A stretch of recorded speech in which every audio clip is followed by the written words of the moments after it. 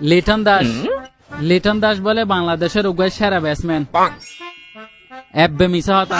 মুস্তাফিজ বাংলাদেশের উগায় সেরা বলার হইলে আগেই তার নাম পড়িব।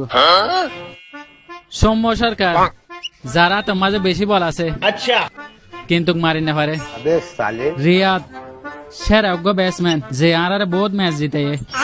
বাংলাদেশের সেরা উগ্র ওপেনিং যার নাম আয় বারবার হই ইতার নাম হইল যে তামিম। এদিন ফুটাই নগরে এবার বিশ্বকাপ জিতিবি না হ।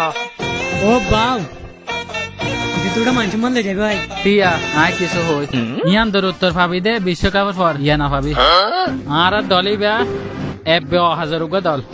আর টিমলা দোয়া করিস। দোয়া করন ছাড়া আর কোনো উপায় নাই।